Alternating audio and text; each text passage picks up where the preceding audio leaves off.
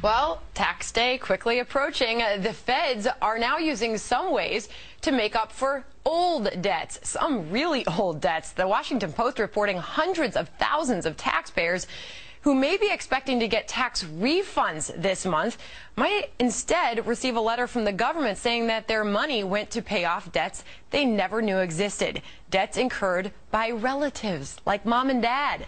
Joining us now, Fox Business's Charlie Gasparino. Say it ain't so, Charlie. This is probably a little scary for some to hear. I think it's scary for everybody to hear. I mean, this is simply Orwellian. Listen, I had a parent who died.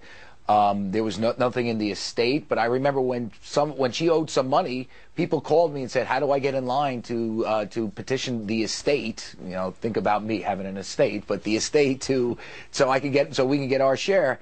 And you know, they had to petition. This is different. This is the federal government essentially saying this: if somehow in our records we found that your mother 50 years ago was overpaid after your father died because she got some benefits from your father's Social Security check or something along those lines, we can go after you, the oldest sibling or one of the siblings, and get that money back. It is absolutely Orwellian. And I'll tell you, I'm not a lawyer. I read a lot about the law.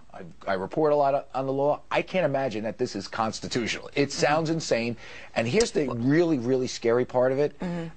It was tucked away in the Farm Bill because there was a statute of limitations on this for 10 years. They put it in the Farm Bill that you could still go after people for these debts at any time. No statute of limitations. It sounds unconstitutional. And I'll tell you, if anybody out there is worried about big government, this is what it's all about. It's scary. Yeah, and by the way, this was a single sentence tucked away in the Farm Bill, and this isn't new this year.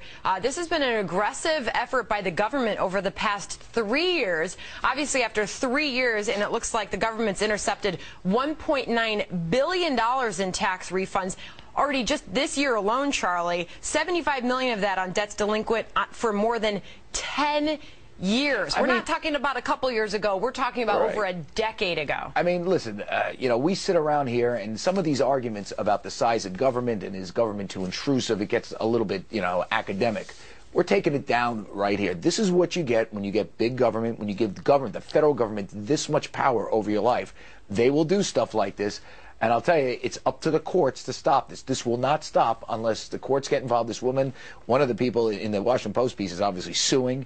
Let's see where this goes. But I can't imagine that they can use whatever law, eminent domain, something that's in the Constitution, essentially to say that you owe the debts of your deceased parents and where the sort of the lineage of how to prove that you benefited from that debt. I mean, in this one instance, the woman was like a kid. How do you prove that the few bucks that the old man, you know, Social Security death benefits went to the mother, that those few bucks might have benefited her in some ways? It really is insanely scary. Yeah, and Charlie, it doesn't look like anybody really wants to take credit for this. Of course. Why the Social Security Department saying that the agency didn't ask for this change. The Treasury says it wasn't us. Congressional staffers say that the request probably came from the bureaucracy. So if anybody wants to look for somebody to blame here, who is it? Well, maybe the IRS, because they have no problem imposing this. Listen, the IRS is a, you know, if you want more evidence that the IRS is an out-of-control agency that spies on political opponents of the White House, that does stupid, really stupid stuff like this. I mean, this is really scary, dumb stuff that just angers people. And if you want any more evidence that the IRS needs to be either abolished or radically reformed, this is it. This is like, you know, George Orwell couldn't have written this story better.